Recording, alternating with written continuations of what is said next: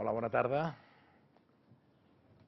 Bé, la presidenta d'Òmnium Cultural ha reclamat la insubmissió fiscal contra l'estat espanyol si en el termini de 4 anys no s'aconsegueix el concert econòmic o un pacte fiscal inspirat en el concert econòmic. Darrerament també havia manifestat la presidenta d'Òmnium Cultural que la societat ha d'arrossegar els polítics, els partits polítics, perquè prenguin decisions pel progrés del país.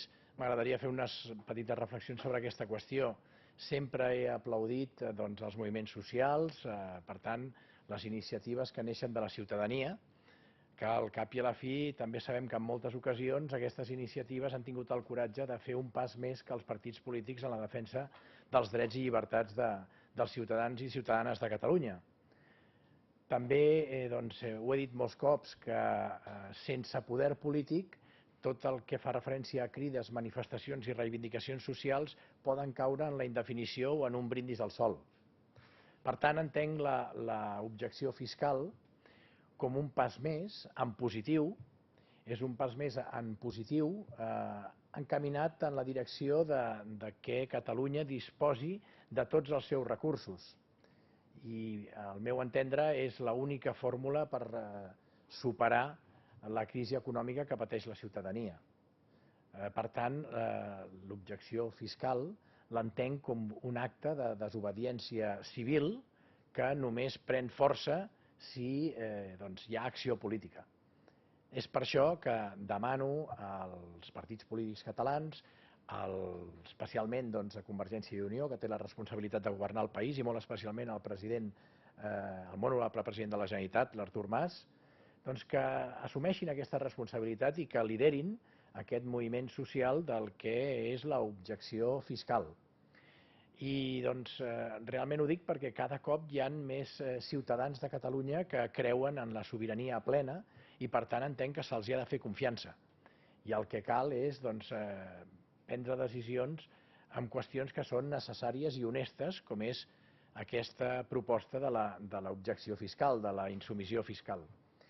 I ho dic perquè entenc que el govern ha de demanar a Madrid el concert econòmic, que va ser la seva promesa estrella, la seva proposta estrella en campanya electoral, i per tant l'han de demanar a Madrid, però crec que no cal, com diu Òmnium Cultural, que ens esperem 4 anys.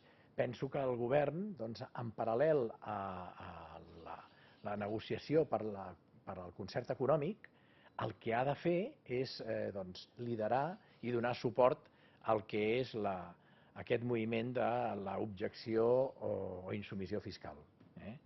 I una darrera reflexió respecte d'aquesta qüestió. Soc conscient que l'objecció fiscal, com a acte polític, hem de tenir tots clars que és un acte de desobediència de la llei dins dels límits de la fidelitat a la llei. És el darrer recurs. L'objecció fiscal és el darrer recurs, però no per això deixa de ser necessari. I la necessitat es produeix quan qualsevol intent de trobar un canvi a la llei injusta resulta estèril. Penso que és important aquesta reflexió i el deixar ben clar que s'ha d'entendre l'objecció fiscal o la desobediència fiscal com un acte de rebuig a la insolidaritat tributària de l'Estat vers Catalunya. I això enllaça perfectament amb el que té de consideració jurídica el que és l'espoli fiscal, que és una vulneració clara de les normes i dels principis bàsics de justícia i de solidaritat tributària.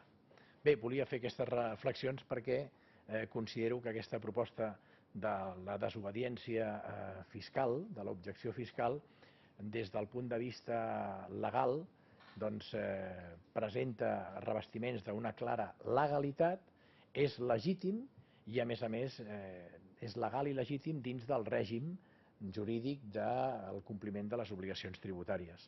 I això hi ha diversos estudis i informes que ho acrediten i nosaltres, des de Democràcia Catalana, treballarem també en aquesta direcció. Moltes gràcies. Alguna pregunta?